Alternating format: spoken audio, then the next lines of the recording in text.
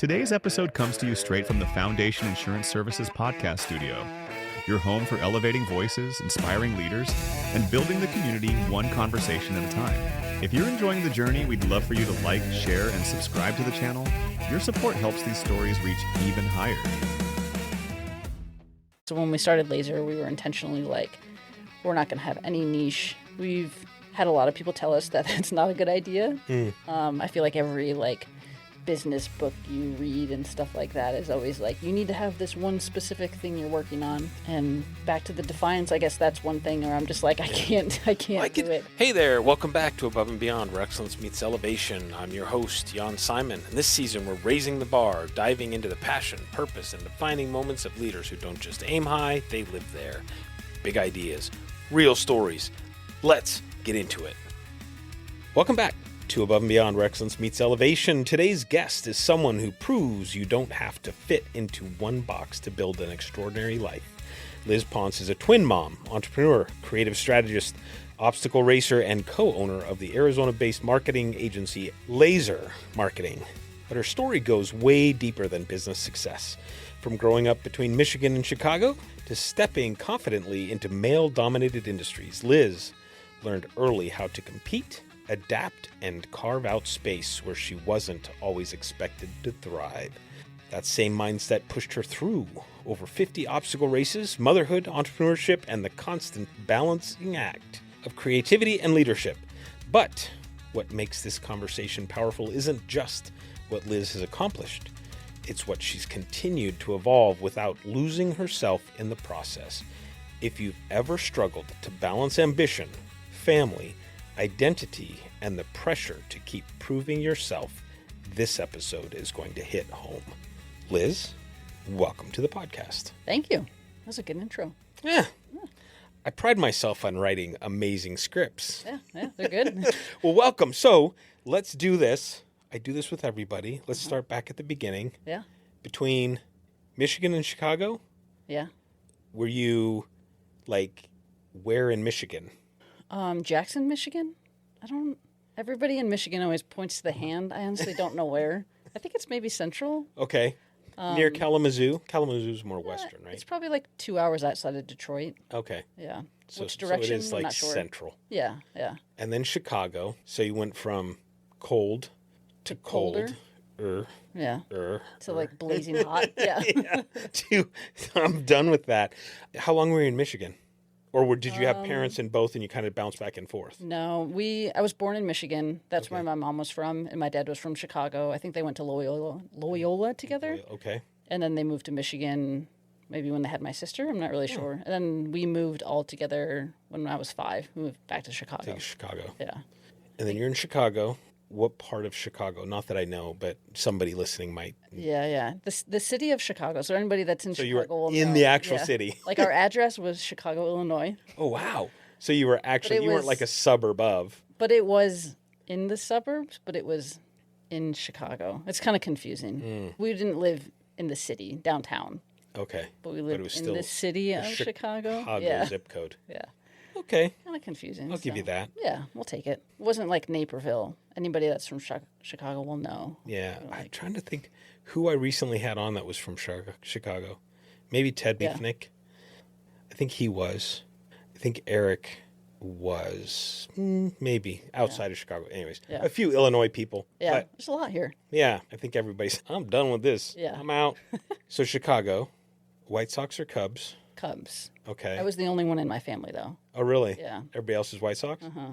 Because I grew up on the south side, so usually you would be a Sox fan. Gotcha. But I had to be different with everything, so. What do they call that? Optional defiance disorder? Yeah, I think so, yeah. Sounds about right. Y'all can't see this, but Riley's nodding her head in the background. I'm sensing a little bit of tension there. So, how long were you in Chicago? 11 years, 10, 11 years. So around 16-ish. Yeah, so we moved right after my sophomore year in high school. Ouch. Yeah, it was rough, yeah. What moved you guys down here? Or did you come here? I guess I'm making an assumption. No, we all moved down here. Okay. I think my mom got a job. I don't know exactly why they wanted to move. I think maybe just a change of scenery or something. Gotcha. I don't know. Sick and tired of shoveling snow. Yeah, for probably. 9 months out of the year. Yeah, it's not fun. It's fun to visit. Where did you go to high school here then? In Goodyear, so Desert Okay, Edge. so you're basically East LA. Yeah. So we moved from Chicago to Buckeye, actually. When there was nothing in Buckeye. Yeah. It's like 17 years ago. And they were like, this is going to be a Target. And I think it like just got built last year. Oh my God. Hey, Buc-ee's is going in out there. Isn't that going in out there true. somewhere? Oh, God, I could not imagine. I mean, not that Buckeye's bad. There's a song by a local band. Oh, crap, the name Christine's going to ride me on this one because I forgot the name. It's going down to Buckeye. The name of the band just totally left my brain. Yeah, I don't know. I've never heard it. I didn't know anybody. Funk Junkies. Okay. The name of the band is called Funk Junkies. And they're a local band with Christine knew somebody, cousin of somebody, I don't know. And they had a song called Going Down to Buckeye. That's funny. You ever get a chance, look that one up. Yeah, I know. We're going to have to listen to it. Yeah. Going down to Buckeye. Anyways. Love it. So you moved out to Arizona. Did you do sports? I played basketball in like grade school. Okay. And then I just, like you were saying, the Defiance thing, I just like wanted to be done with it. You're And like, I'm good enough. Yeah, and my parents were like, no, I think you should do it. Like, you're pretty good. And so I went to a couple games and I just like did nothing. I was like just kind of standing there. And the coach is like, you're done. Well, yeah, and they were like, okay, I guess you can be done. That's funny. You played piccolo in band. Yeah, piccolo. Yeah. No, I played snare. You played the drums. Yeah, I did play the drums. Were you in a marching band? I was, yeah. Okay. Yeah, so I started band in grade school, like in 4th grade, like the first time you can ever take it. And I just continued until, I didn't end up doing it in high school here, but I did it all through high school in Chicago. Okay. So I was fortunate enough or unfortunate enough to pretend like I played drums for a little bit.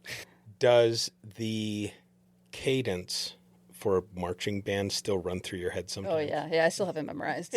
Every now and then, dun-dun-dun-dun-dun. Yeah. Yeah, I could still play the whole thing probably. Yeah. So do you still play the drums? I wouldn't say. We have a drum set that's supposedly for the kids, you know? Okay. So I'll mess around with it every once in a while, but nothing like I used to. I would love to get a kit sometime. That's just one of those, like, if I ever had nothing better to do. Yeah. Just because I do love to play. Yeah. I actually played saxophone, baritone sax. Okay, nice. And then we needed a drummer. You're like, I guess I'll do it. Yeah, well, and I used to just mess around. We had a really, really, really talented drummer when I was in high school up until my sophomore year. He's the same age as my brother, so going to my junior year. Yeah. And then we really didn't have anybody that would play for a while. And so, I messed around. Yeah. I can't even say that I played well, but they stuck me in jazz band. I remember going to jazz competitions.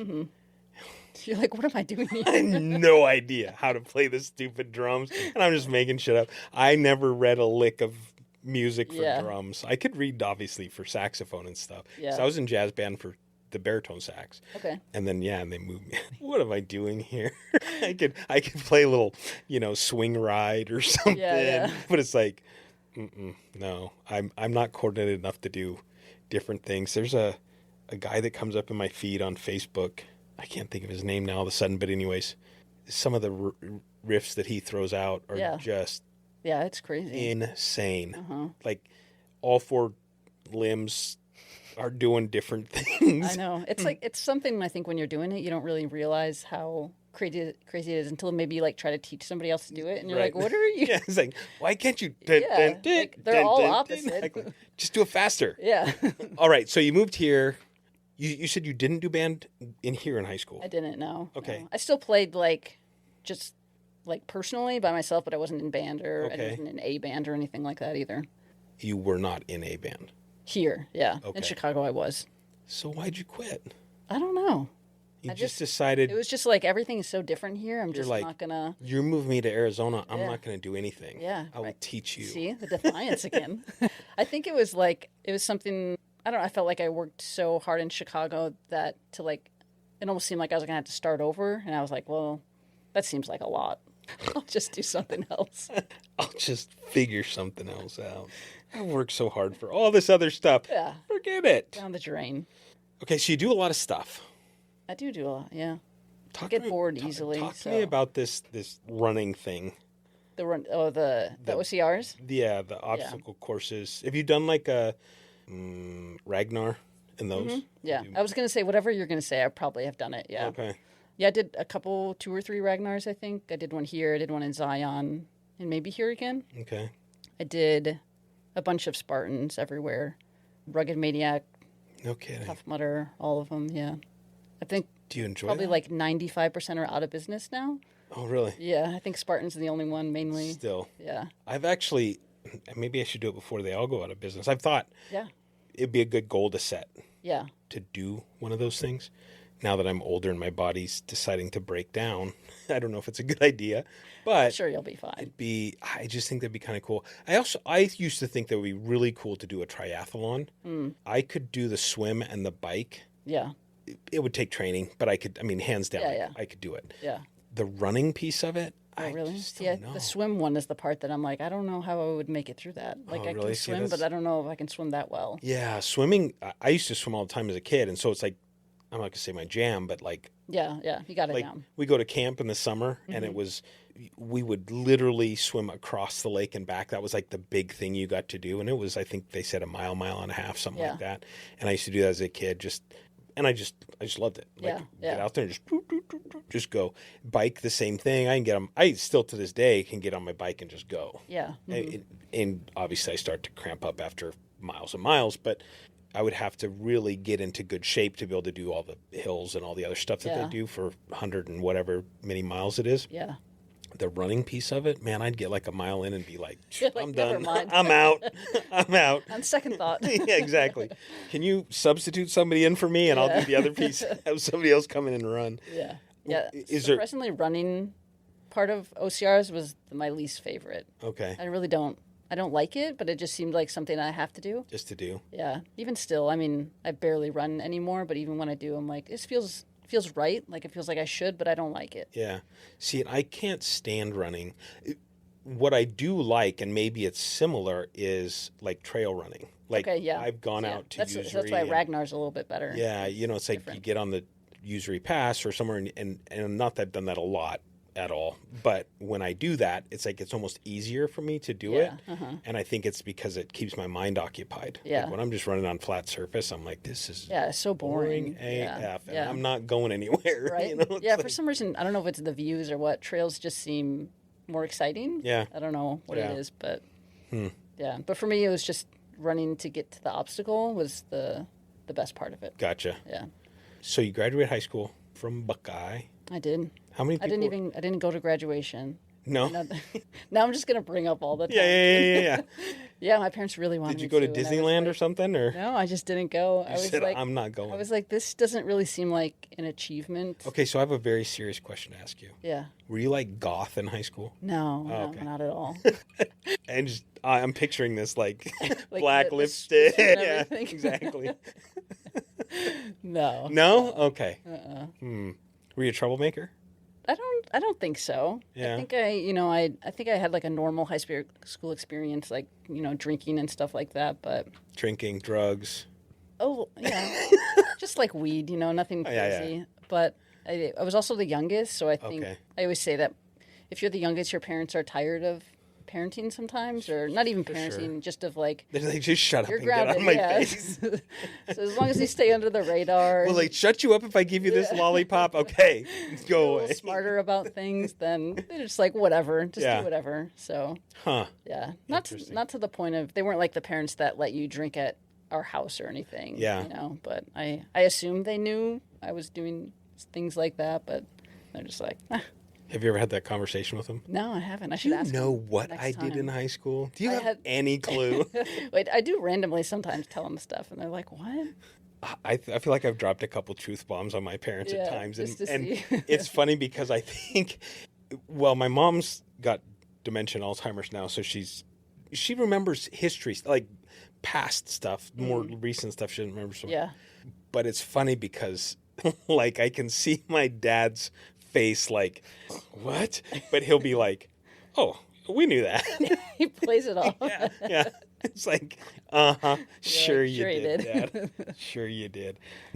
What would you say? So, up to that point, what would you say people assumed about Liz Oh, interesting. that was probably inaccurate. Like in high school? Yeah. Oh, I don't know. What do people assume about me? I've never really thought of... I tend to not think about what people think of me. Oh, Yeah. that's a good thing to think about. I mean, it's a good thing not to think about. However you want to say that. Yeah. I don't know what they thought Still of to this day. I think You people... just I kinda was like- I was a pretty shy kid, though. Pretty quiet. See that? Goes along with the goth. Yeah, exactly. We're going to have to, like, Photoshop a picture of me. Oh, my God. Yes, I'm going to. I'll be an AI tonight. You're like, more goth. Exactly. Darker. Yeah. Body modifications. So I feel like people also probably thought I was, like, introverted. I don't think I'm really introverted. You're just quiet. Yeah. I like few words. When there's not a lot to say, I mean, Yeah. I'm not a space filler. with coming words, from a perspective that is similar, I don't need to talk. Yeah. Although I talk a lot. But if we're sitting You around, host a podcast and you're like, I don't talk. I'm good with silence. Yeah. Right? I'm a time filler with things, but not with words. Yeah. Yeah. Don't tell Christine I said that. Okay, so I got questions. I got Growing up between Michigan and Oregon. I should have my That'd been nice. glasses on. Growing up between Michigan and Chicago, were you a competitive type kid?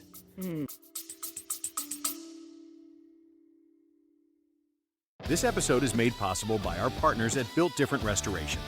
When water, fire, or mold damage hits your home or business, you need a local team you can trust to respond fast and do it right.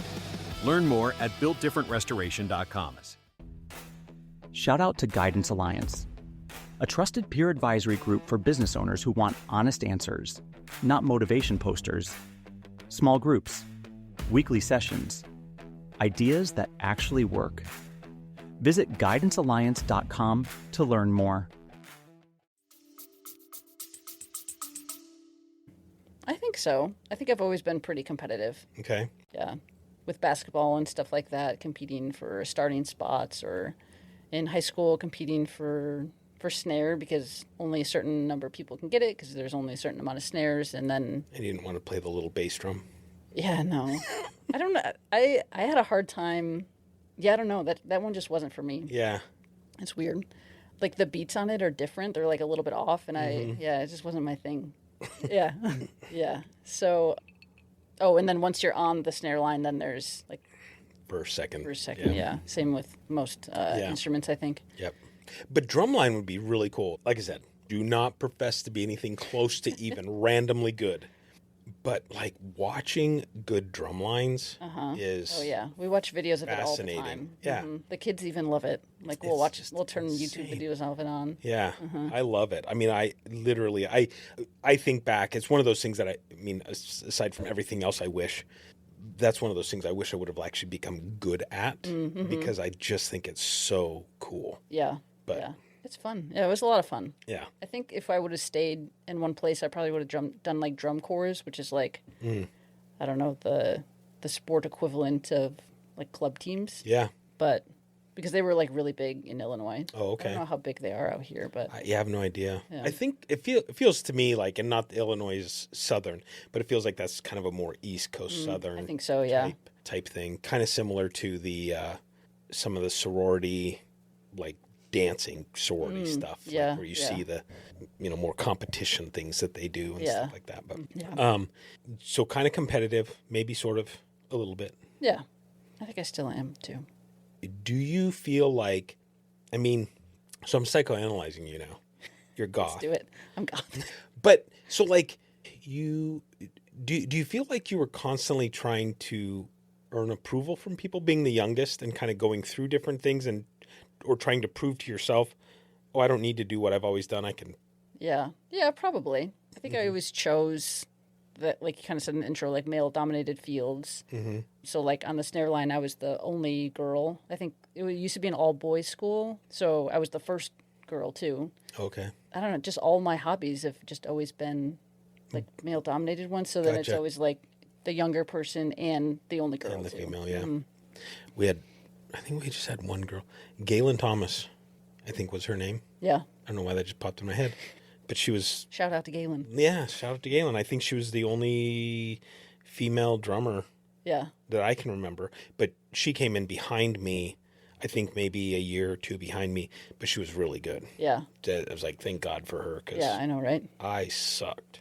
Yeah, I think we had 4 total, but like one played bass drum, or 1 or 2 played bass. One was younger than me, so like when you start out as a freshman, you have to play cymbals, basically. Yeah. Cowbell. Yeah. They say that for the triangle. You got to do that in concert. Yeah. That season. Ding! Oh, that was it. Concert season was the worst. Yeah. I hated that. Oh, yeah. Yeah. I was the same. Like, I enjoy going to concerts and watching them. Like, we went to Christine's niece's not too long ago, and I enjoy that.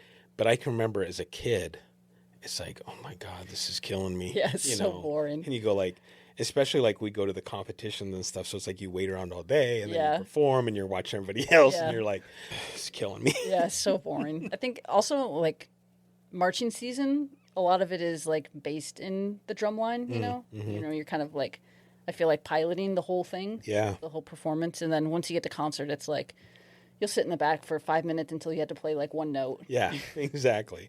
Exactly. Or whatever. Uh-huh. So you finished high school. I did, yeah. I graduated a semester early. Okay. Because I also hated high school. I didn't really ever like school. So I was always trying to figure out how to make it through as fast as I could. Yeah. So I did like online school, graduated a semester early, and then did like community college for a semester, I think. Nice. Yeah. And then I went to ASU for a year. Again, hated school. Mm-hmm. So I was like, I don't think I'm going to stay here. And then I went to like a small design school that was like a little bit faster paced. Okay. So the program was 3 years, but since I started, like I had gone to ASU. Graphic design or? Yeah. Okay. Mm-hmm. Yeah. Okay. It was graphic design since community college. So I took like a couple of classes in high school. And then I was just like, this seems pretty nice. I guess I'll just stick with it forever. Mm. And didn't need to feel the change to change the reason to. Yeah, I was like, I don't know. I guess I'm pretty good at this. I don't know.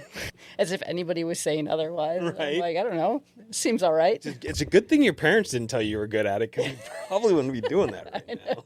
Like, I'm good at it. Never mind. I'm out. Oh, I don't want to do this. If you think I'm good, I'm done. Yeah. I'm going to go fight fires. That's so true. Wow, we should thank them for that. You should. Next time you see them, I just want to thank you for not ever telling me I was good at programming or design.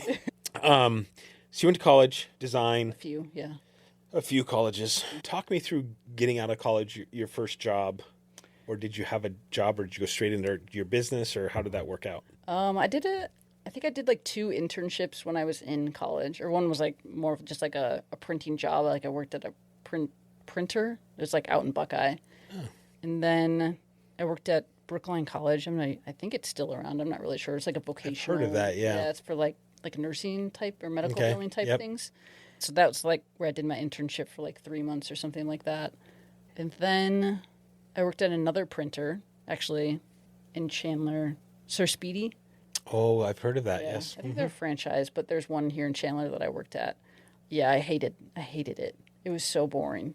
It was just like copy printing? It was or like were you doing the actual graphic design work? Yeah, it was more like pre-press stuff. So that's like people will send in files, and then you kind of just have to touch them up a little bit, get them ready to print, and send them to the printer. And then I was actually printing stuff and like cutting sometimes. There was like a person that did production stuff, but every once in a while I'd just help out and stuff. Yeah, but it was so boring. That's brutal. Yeah. So I think I worked there for maybe like a month and a half.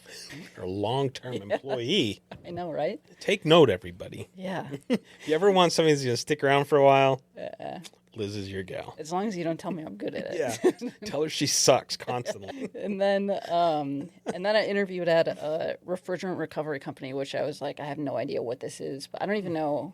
I think it was my boss at my internship knew somebody that was hiring, so then he had reached out to me about the job, something like that. He's like, you suck at graphic design, so you should go to work for this. Yeah, he's like, no, he's like, you shouldn't go there. And I was like, I'm going. I will show you. Yeah, so I had lived in Tempe at the time, but it was out in Peoria. Oh, and I was like, back to the west side. That's a rough drive. Yeah, it is. And I was like, back and forth about whether I was going to take the job or not, and then I finally was just like, I guess I'll do it. But yeah, I'm glad I did, because I did so much stuff there. Yeah. There was never one day I was bored. It was the complete opposite. So, really? Oh, yeah. And were you doing design work for them as well? Okay. Yeah, so I started out just a graphic designer. I don't want to... That's cool if you just are a graphic designer. Don't want to insult anyone. Sure you do. Well, I started out only doing graphic design. She was a goth graphic designer. And I'm so going to make that picture. I can already picture it in my head. I hope Riley's working on it right now. Yeah. Yeah, I did. And so I started off only doing graphic design there. And then they would just kind of be like, hey, can you do this? And I would be like, I don't know. I guess we'll see. I'll try it out. Or I was probably just like, yeah, I can. And then just over there figuring out what it was. So like web development, web design, Salesforce development, Salesforce setup, and yeah, like literally anything you could think of that a company would even need to market. Yeah. I did, so. Can I tell you I hate Salesforce? Everybody hates Salesforce. And this is why I say... Go ahead. Because, like, it's so customizable that people get a team or somebody who customizes it so badly that they're like, Salesforce sucks. Well, and I feel like these people... trying to think of the best way to say this without offending anybody. Salesforce is so customizable. You just said that. Yeah. That you get these people who are tinkers and decide, oh, we can do that? Yeah. Well, let me do that. Yeah. Oh, I can pull those numbers? Well, let me do that. What? I can do that? Okay. Now, once a week, you need to go in and pull all of these reports. And it's probably gotten better since I use it because that was like...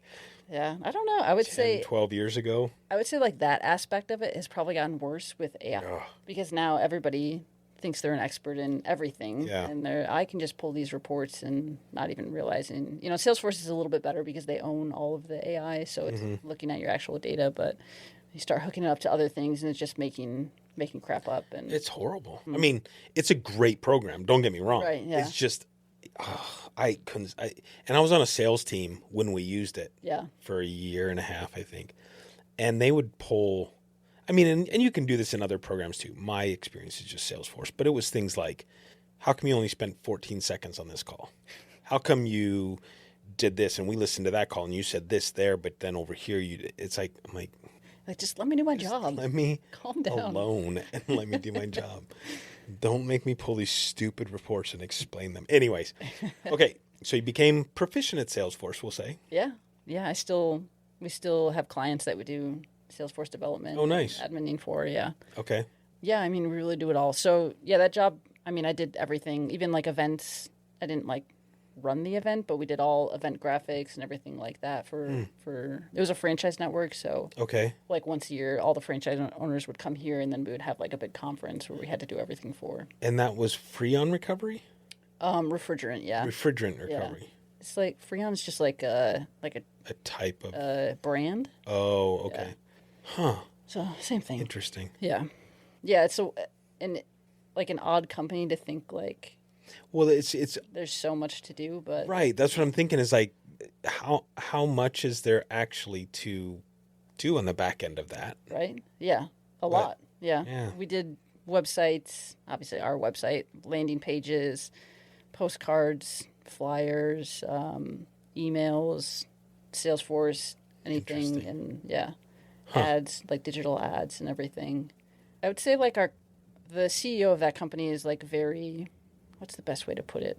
Like, he's like super into technology and like marketing. Okay. And like our IT team.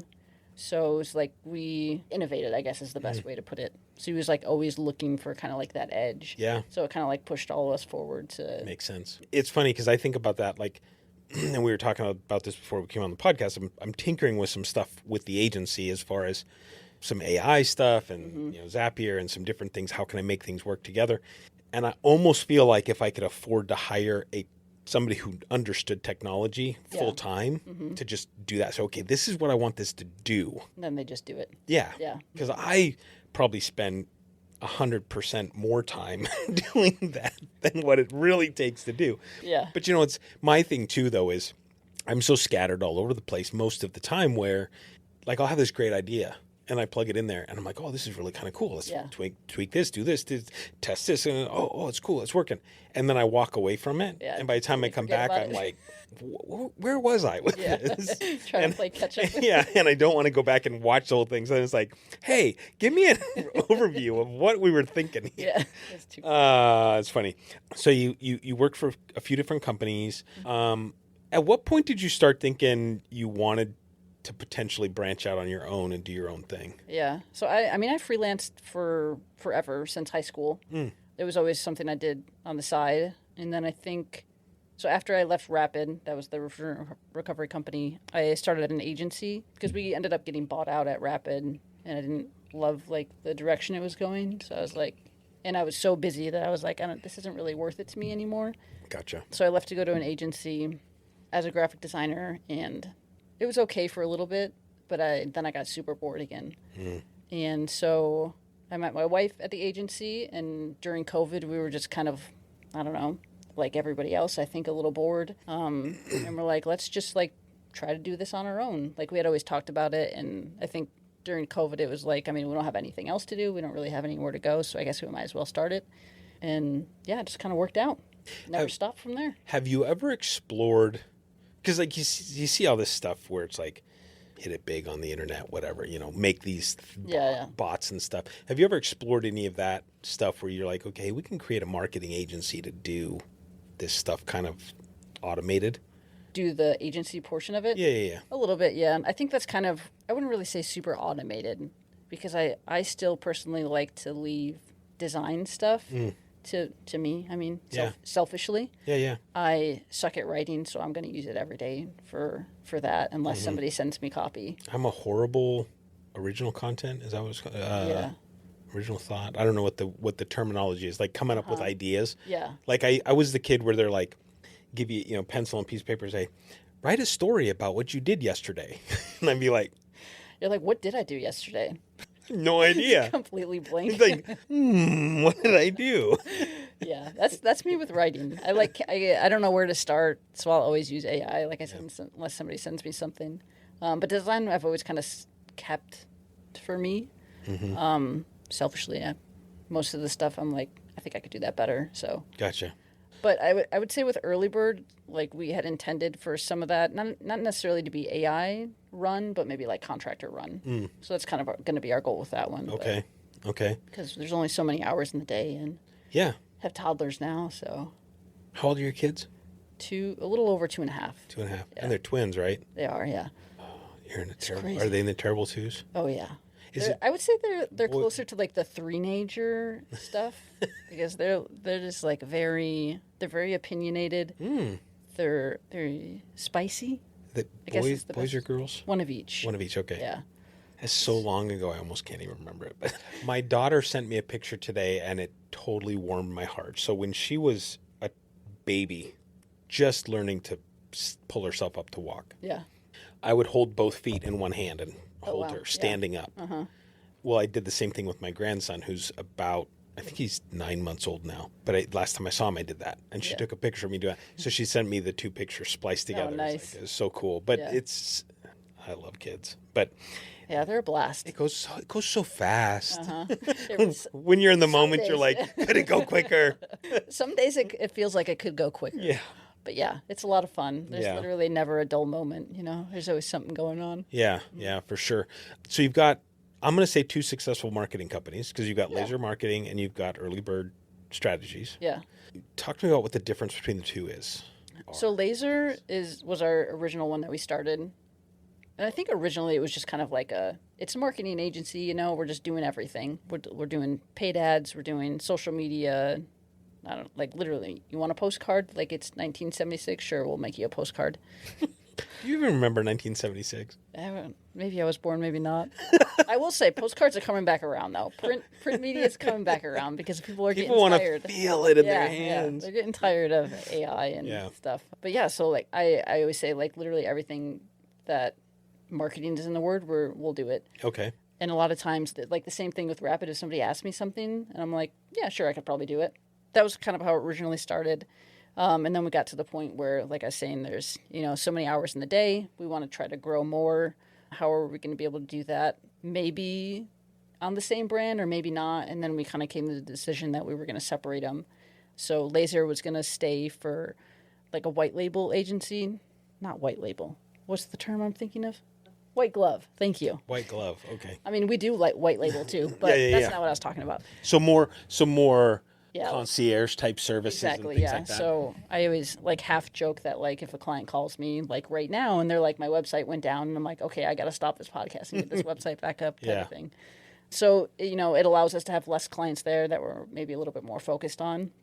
We have that ability to be like a fractional CMO. So any type of marketing thing we're going to do for them. So we're essentially like an in-house team that's a contractor.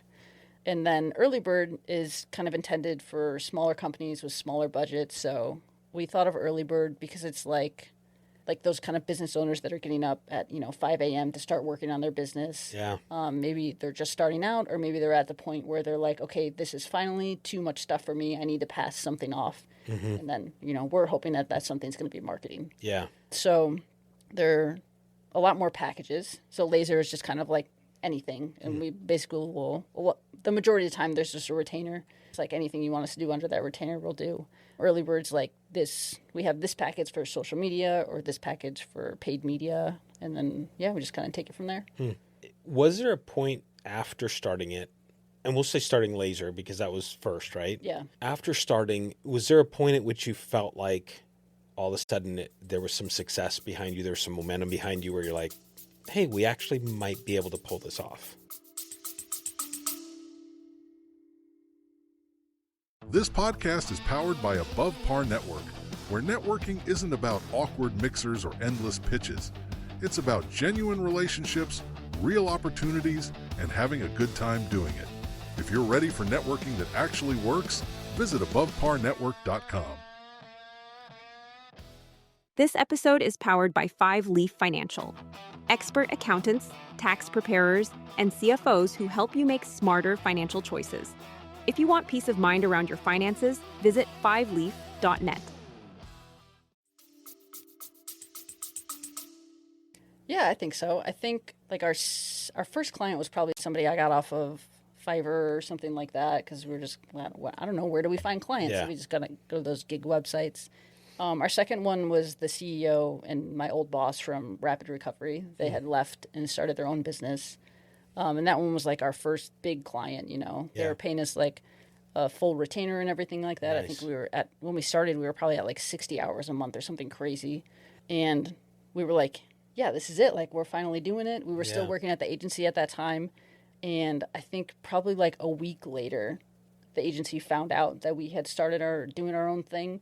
We probably had like 2 posts out on our social media, and they were like, yeah, you can't do that.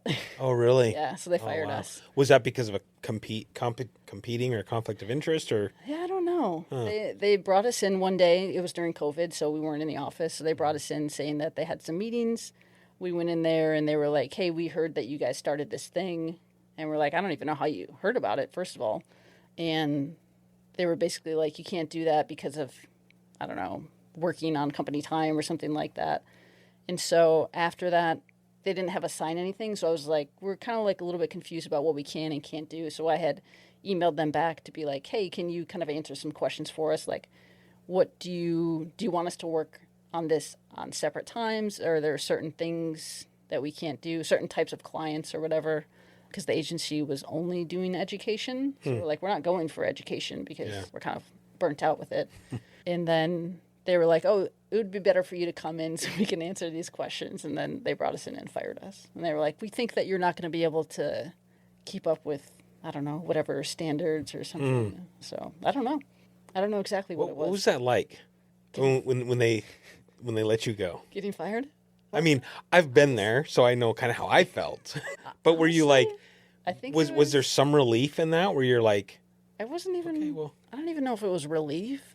I mean, I thought it was a little funny, honestly, because I don't know. I was just like, all right, I guess. I don't know. Yeah. I don't know what you had expected of us. I don't think I was like super scared or anything. Like most people would probably. Okay, here we go. Yeah, I'm like, okay, I guess this is our kind of push to go all in with it. Yeah. The only thing that sucked is we didn't have health insurance, Which is huge. Yeah.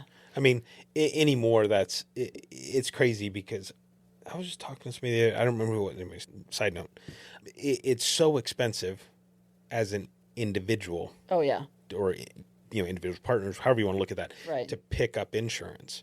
And then it's like on top of the monthly cost, now you've got the deductible and the copays and all the other stuff. Right, yeah. It's almost like, can I just do cash pay? Yeah. And then if something really bad happens, I just want something to cover me. Right? Yeah.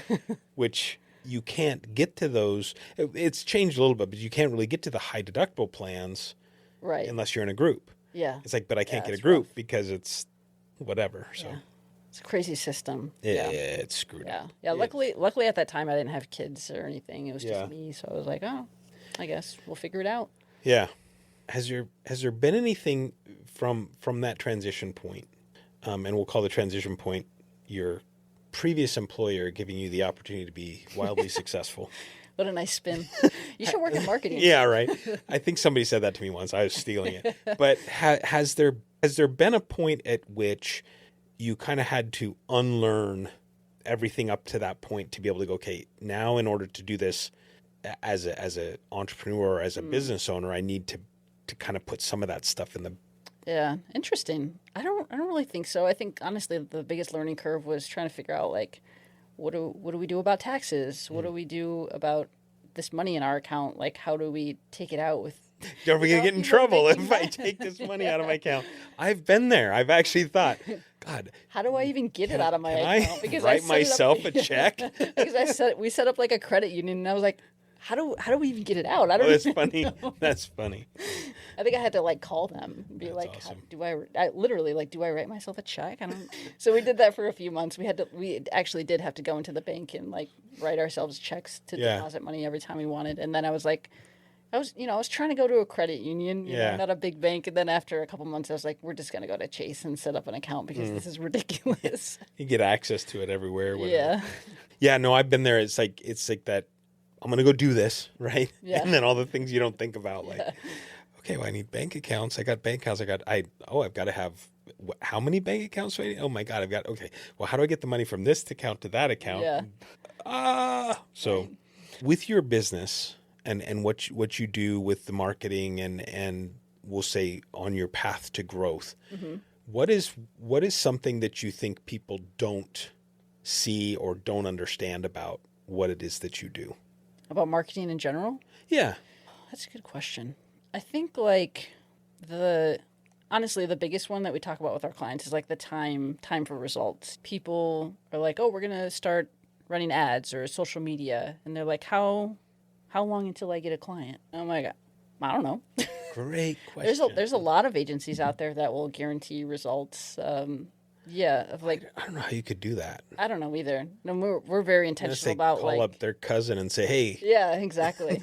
I'm like, are they real results or how are we doing this? So we're very intentional about like, I don't know, we're just like very honest people, you know, of like, like if you have this idea for a campaign, I might be like, I wouldn't do that. That's not a good idea. But I think, that like time factor, because everybody wants results fast. You know, when we start a campaign for ourselves, we want results fast. Right. And I'm probably even asking Riley, I'm like, why don't we have any leads yet? She's like, are you kidding He's me? like, are you kidding me? It's been a day. Yeah. So that's the toughest one to get around. Yeah. But I also think like knowing which platforms to use or like which avenues of marketing to use on which things, you know.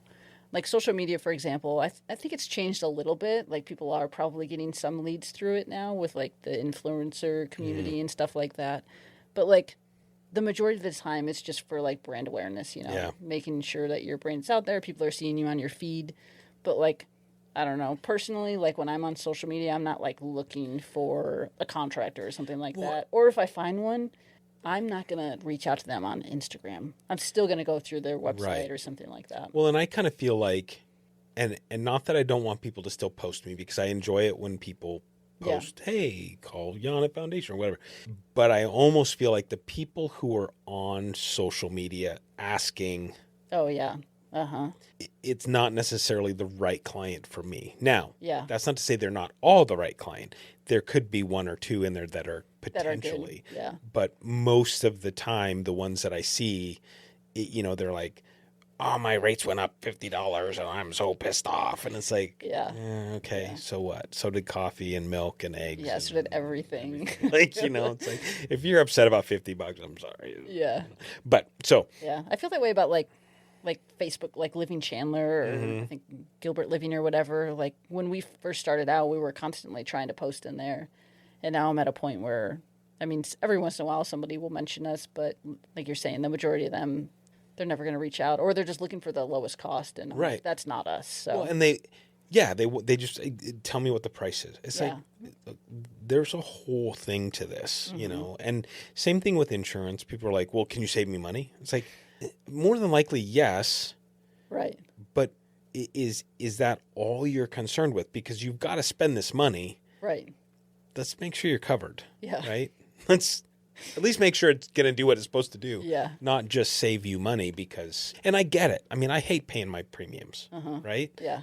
But it's a necessary evil. If I get in an accident, I'd be damn sure I'll be happy that it's there. So exactly. As life progresses, well, actually, let's stop. Go back. With regards to the business, where do you hope to go? You've now diversified, so you've got laser for the rich people. I'm just kidding. I love it. That's what we're gonna do. So for the rich people. If you're rich, call laser. No. You've got more of the concierge service with laser, and then you've got the startups, which I think is brilliant, honestly. And you guys are I'm a client of yours. You're not a client of me. I'm a client of yours. So I love it because I'm in that space where it's like a full-blown marketing organization. Marketing can be rather expensive. Yeah. Oh, It is time-consuming. I get it because I've tried to do it myself. So I understand it's time-consuming. But at the same time, it's like, to spend that kind of money is tough sometimes. Oh, yeah. It's a lot. And not every business needs it. Yeah. Some people are, like, honestly, our business is 98% word of mouth. Like, we've marketed very rarely. Yeah. And so not everybody needs it. Well, and that's, I mean, the insurance agency is, I would say, nearly 100%. Yeah. I mean, and then you get to the point where you're like, I can't even take any more clients. Yeah, I kind of, I don't know that that's the case. I'd always take more clients. I guess unless you just hire more. Yeah. But with the podcast, but I'm going after kind of a different market, and it's more like branding and building, and you've got to do it online and that sort of thing. I think I had a question somewhere in there and I lost it. Diversifying with the two businesses. What do you hope to accomplish, and where do you see the business in 10 years from now? Big thanks to Meritum USA for sponsoring the show, helping businesses simplify payment processing and reduce unnecessary fees. If you're tired of overpaying to accept cards, it might be time for a better option. Learn more at meritumusa.com. This episode is supported by Rocks Ink Calligraphy, where every piece is created by hand and designed to be remembered. From custom calligraphy and engraving to live event personalization, Rocks Ink turns meaningful moments into lasting art. Learn more at rocksink.com. To accomplish. I think, honestly, just like growing both of them. Hopefully, maybe at some point I'll let a little of the control go and we'll actually hire more people. That's definitely been our hardest thing because I'm just like very nitpicky with everything. So I would say like design and web development is probably the one thing that we have the most of from our clients. Okay. Like the most work.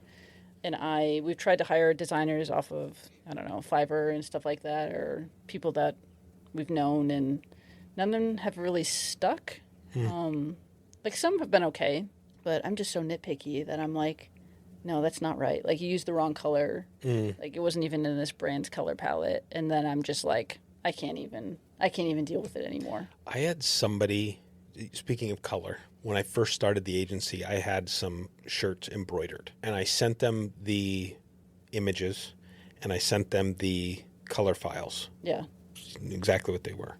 The person took the color off of the computer screen and I got the logos back. They were like completely the wrong colors. Oh my God. Like, yeah. And you're like, you're like, this person doesn't know what they're doing.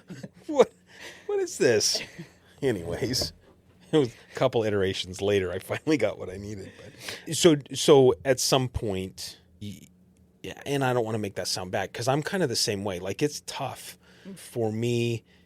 And part of it is, I think, and I'm talking the agency now, part of it is because what we're selling not only is a product of a carrier, but we're really truly selling ourselves, right? Yeah. The only thing that makes me different or our agency different than any other insurance agency out there truly is me, my morals, my ethics, my ability to do what I do. And I would assume it's probably very similar in your world that it's like, there's a deliverable, but at the end of the day, you're truly selling yourself. So if what you're selling isn't working, then it's like, okay, well.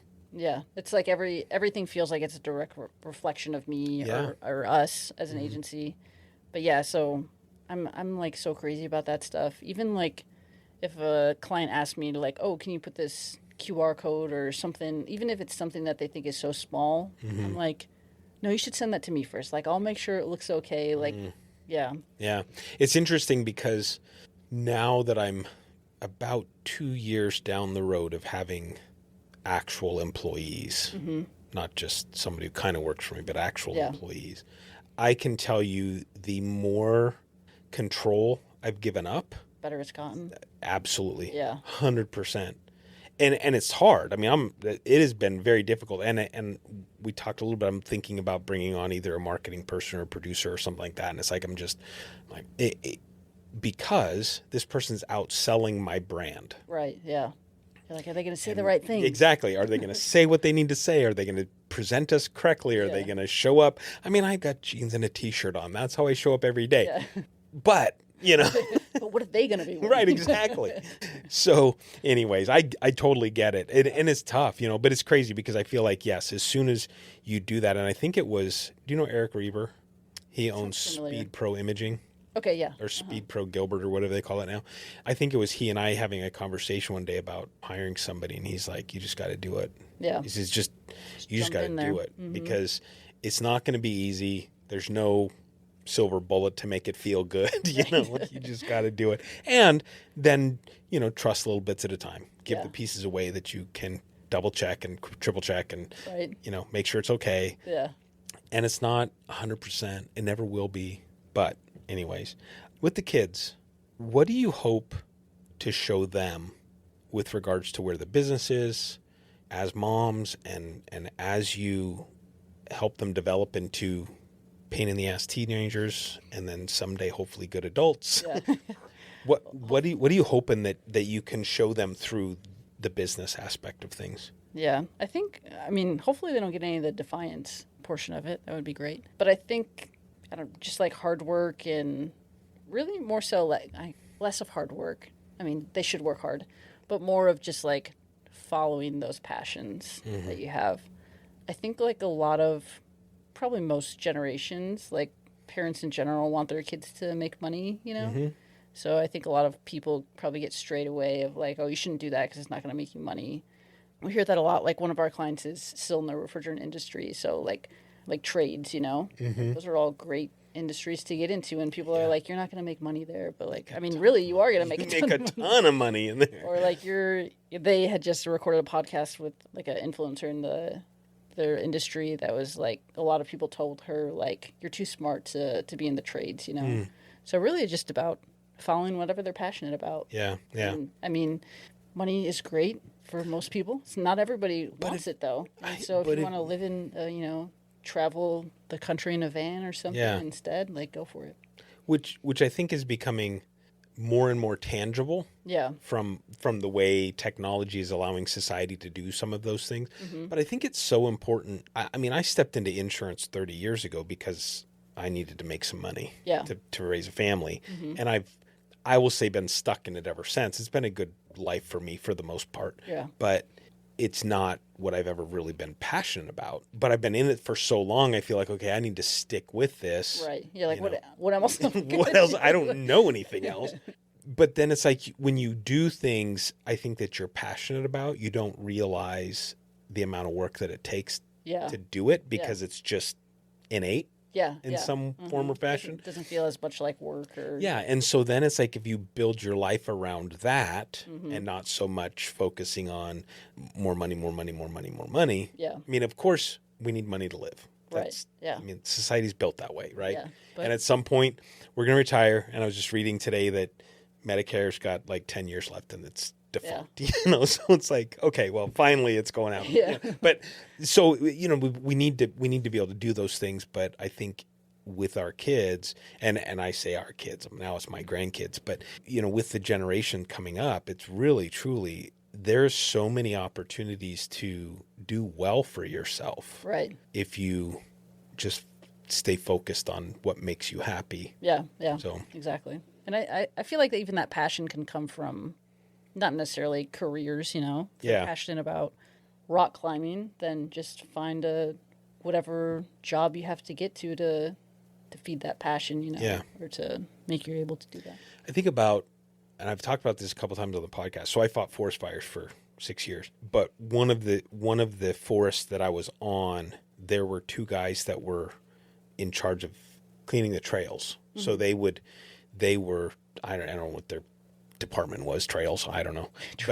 But they had horseback and mule, they had fat tired motorcycles, they had snowmobiles. Yeah. And depending on what time of year it was, they literally would hit the trail for a week or 2 at a time. Yeah. To go make sure the trees were out of the trails. And I think back, and I loved fighting forest fires, man. I absolutely, really, really loved it.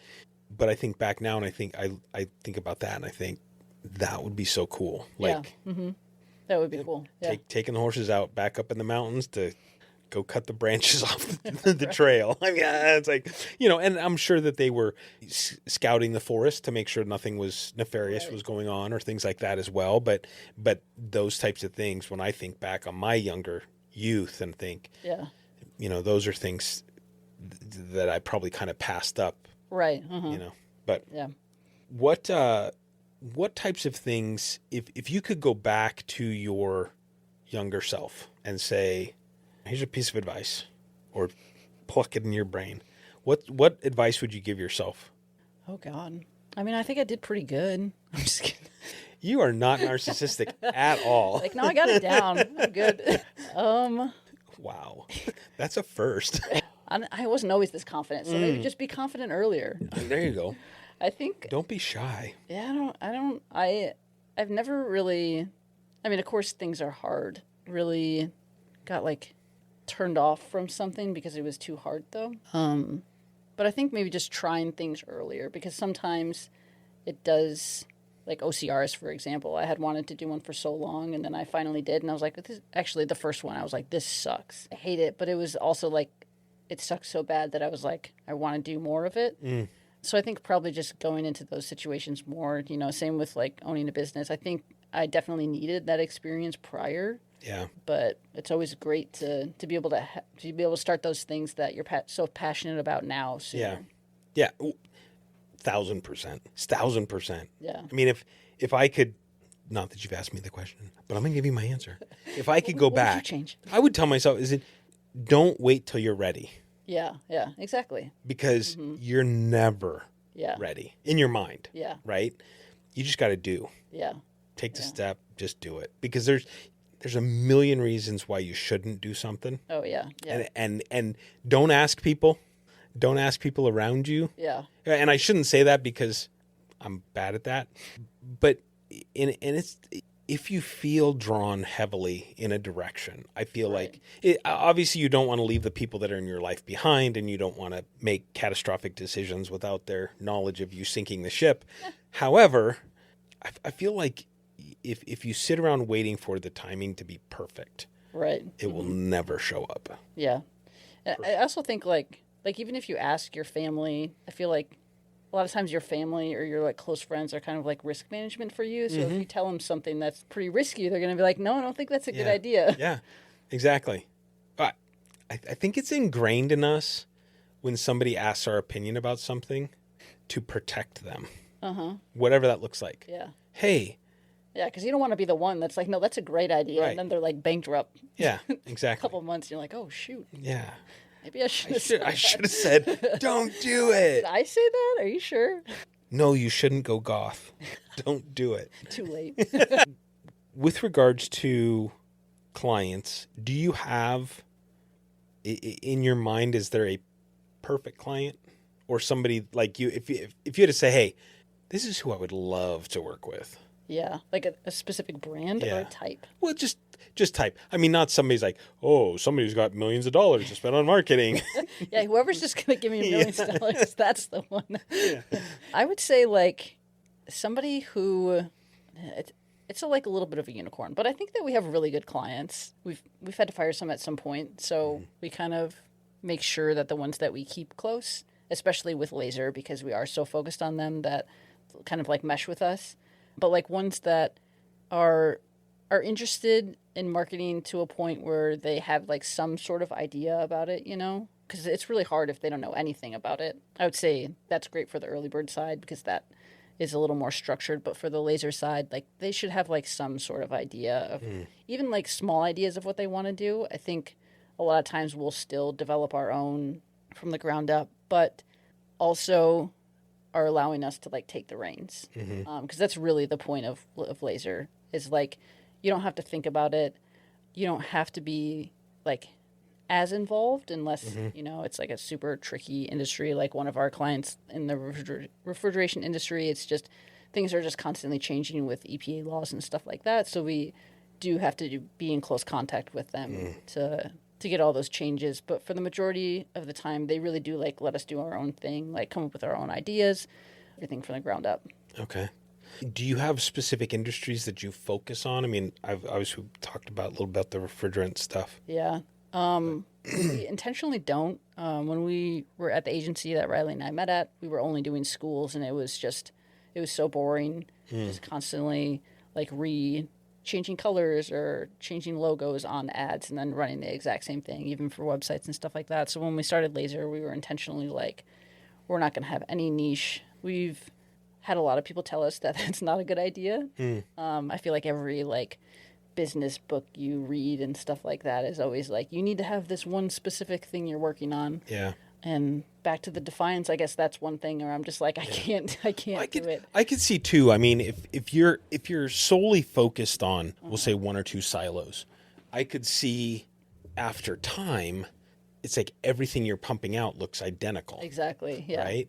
Where and I'm obviously making wild assumptions in my brain, but I feel like if you're not laser focused, if you don't have a silo, then it allows for creativity to enter in. Yeah, exactly. Because if we have only plumbers that we're working with, for example, like our tendency is going to be to fall back on, well, this thing worked for this plumber, even though they're completely different, and it might not even work at all. And this stock picture of a pipe is the only stock picture of a pipe, and so now I go to 15 plumbers' websites and it's the same picture. Exactly. You know, it's like, okay, great. Yeah.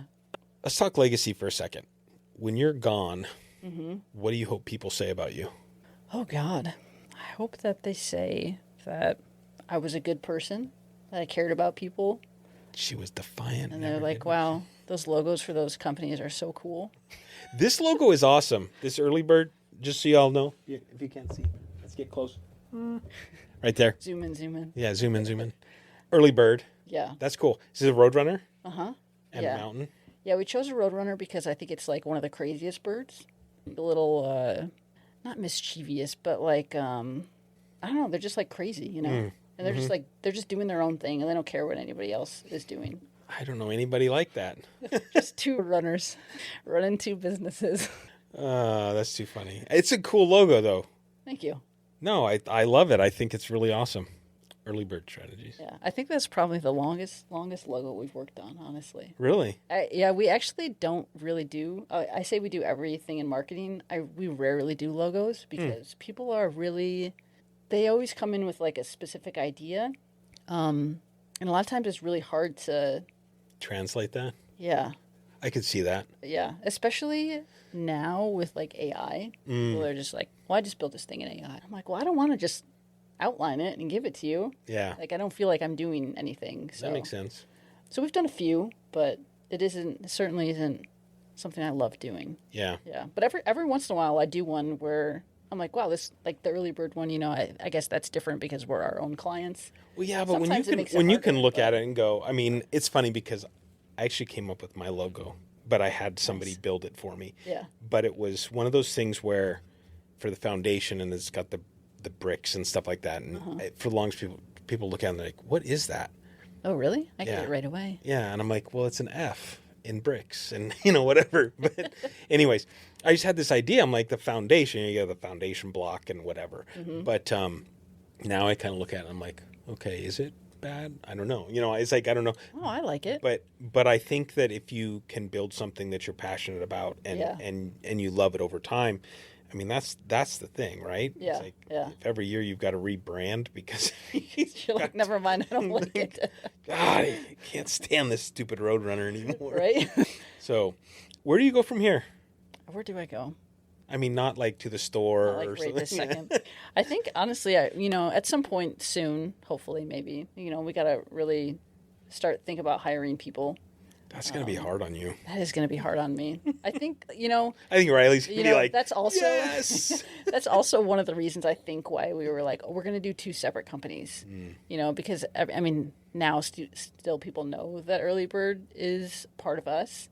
But I think we've also kind of said from the get-go, like, the goal of that one is to be contractor run. So I think that's probably a better place for us to start, where I'm... Well, and you can allow people to dip their toe in it and see how they perform. Right. And then if they do well, you can say, hey, come play with the rich kids.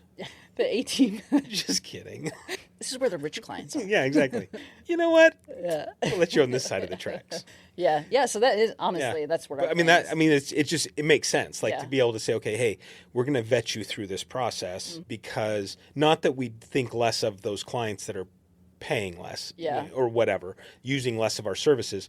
It's just, we have a standard that we need to uphold with Right. this clientele as well as the other clientele, but we can work through some stuff and they're not as, and I'm going from my perspective, readily engaged. It's like, Right. I just turn you guys on autopilot and say, hey, Yeah.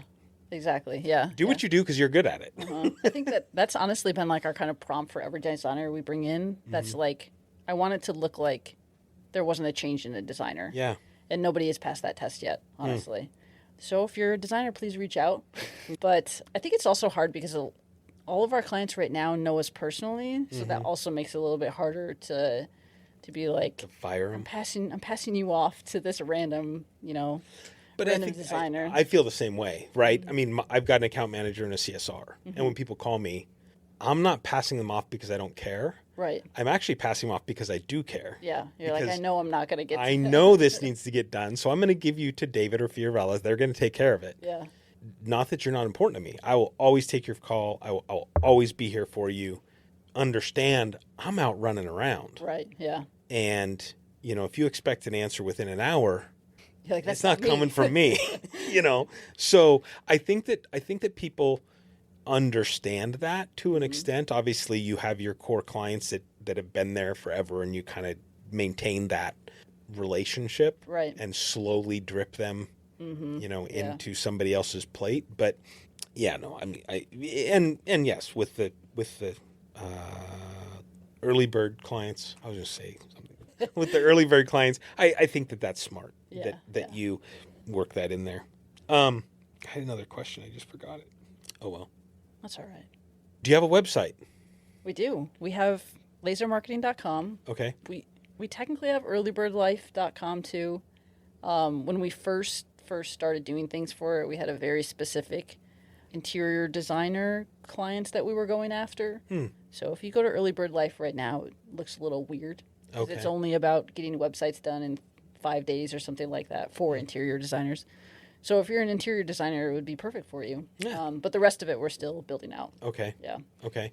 So the best way to find you, though, would probably be laser marketing. Yeah. And it's LZRmarketing.com. Yeah. Are you looking for new clients? Oh, we're always looking for new clients. Okay. Yeah. I just want to make sure. Yeah. I mean, you sound like you got a control problem. I want to. There's always more hours in the day. Isn't that what the saying says? Yeah. Yeah. Who needs to pay attention to family or any of Yeah. that other stuff? They're self-sufficient. They're 2.5. They got it figured out, right? They know where the food is at this point. Yeah. You might get home and They know how to climb the cabinets themselves. accident on the floor or something. But they can be cleaned up. Yeah. Okay, when you're doing the obstacle races, what's your favorite pre-game meal? Pre-game. See, when I was running OCRs, I was like I wouldn't say very fit, but I was like very dedicated. Okay. So I would even like not eat bad food 2 weeks leading up to the race. So I think, kidding. Yeah. So I think before a race, I would probably just eat a banana and oatmeal. I think that was the only thing I ever ate. Very boring. No, like, carb loads or anything like that? I mean, those are both carbs, aren't they? Probably. I don't know. One's a fiber. No, I wasn't like a spaghetti the night before type No. person. No. No. What do we need to know about Liz that we don't know? I feel like we got it all. I don't know. What else is there? Riley, what else is there? One of these days. If you have a Ragnar team, reach out, Riley, and you want to run it. I do not. Please don't contact me. I actually was just told, I go to TI Fitness, which is over on Val Vista, but one of the guys that I work out with in the morning, his wife comes every now and then, and he just, I don't know if they did a Ragnar or something. He signed them up for something. They were talking about it, and she's like, oh yeah, we should do that. He literally went on and signed them up right there. And she's like, I was really more just joking with you. I think I used to do that with Spartan races. I had a Riley. I made her run one like two. Let's see, we ran it in February. What's the difference So it between was a like Spartan and a Ragnar? 4 months postpartum, she ran it. Oh my God. Yeah. I was like, I'm sure you'll be fine by then, right? It's only twins. I cried. I would have too. It had been a long time since I ran a Spartan race before Yeah. that one, and it was rough, honestly. It's like you don't realize how out of shape, because I did like CrossFit, I did rock climbing, and then I ran Spartan races, so I was always doing something. And then once you kind of like get out of that rhythm of it, you don't really realize until you go back to do something like that. I think it was at a different location, but it's essentially a very similar race every time. And I'm like, wow, I'm so out of shape than compared to how I used to run these. Yeah. I would probably throw up and cry And cry. I didn't throw up. and go home and say, I'm never doing that again. I did. That's exactly, were you there? What is one challenge that you still want to conquer in your life? Ooh, challenge. I'm not sure if I still want to. Oh, I mean, I would be interested in doing it, but I think it would take a lot to get there. When I was running OCRs, I was always trying to figure out new races to do. That's why I ran so many, because I was like, this one looks cool, or I want to try this one out. Even like flying back to Chicago to run races that maybe were only over there, not over here. But Red Bull, I think they still have this Red Bull 400, which is you run 400 meters up a ski slope. God. So that one I would still be. That's like one. As a person who used to hike mountains for a job, I can't imagine It's running miserable, right? up a 400. But I think that was like the one race where I was like, I really want to do this one, and I never ended up doing it. God, So I'd had to come out of retirement. because not only are you running up a hill, you're at elevation. Yeah, because they're at ski slopes. They're ski runs. Every time it comes up, I'm like, oh, I missed it again. But yeah, that would take a lot to get there, I think. Absolutely. Oh my God, that would be brutal. I don't think I could do that. What's your favorite meal? Definitely carne asada. No kidding. Yeah. Where's the best carne asada in to your? Here Yeah, don't say Buckeye. in Arizona. Yeah. Probably Ghost Ranch. Where's that? It's in Tempe. It's on Ghost Ranch. Rural and Warner. Ghost Ranch. Never heard of it. It's good. It's like a small place. There's probably only like 15 tables or something like that. Okay. It's good. Little hole in the wall. Not really. No? It's just small. Yeah. Ghost Ranch. I'm going to say that one more time. Just Ghost Ranch. Just so I get it on recording. I'm going to have to go back. Ghost Ranch. They also have like the best tortillas ever. I think I've probably ever had. The best carne asada I've ever had.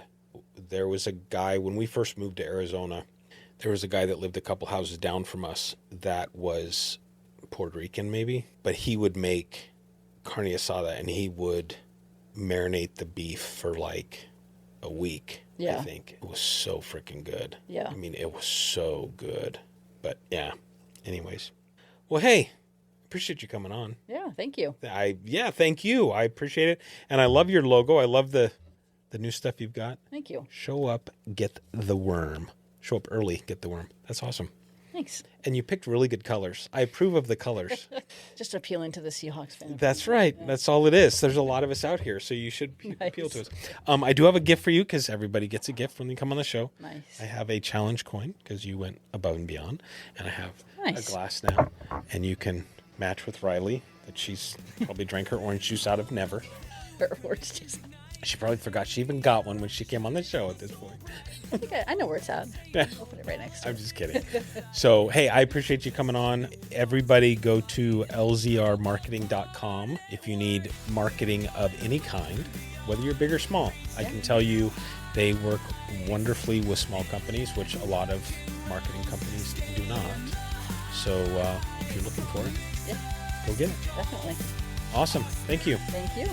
This is Liz Ponce, and I went above and beyond.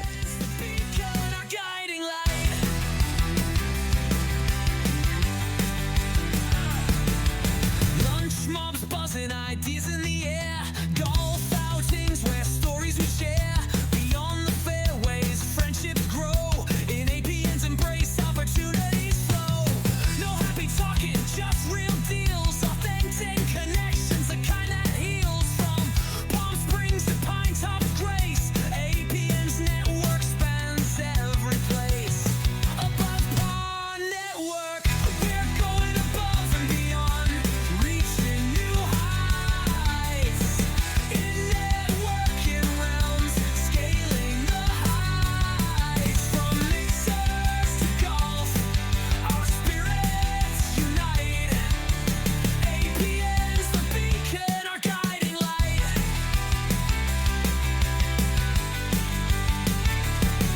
So here's to APN, where dreams align. In every connection, a chance to shine. Above and beyond, we'll always strive. In APN's network, we truly thrive.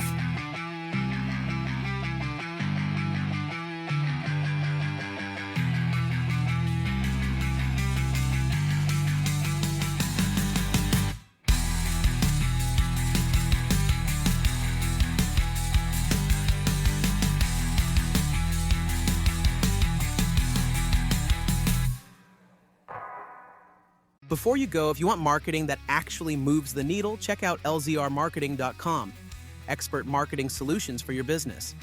From websites and social to ads that convert, Liz and Riley help you stand out and grow. That's LZR Marketing, laser focused on your success. Like, share, and subscribe to Above and Beyond, where excellence meets elevation. Elevate your mindset, one episode at a time.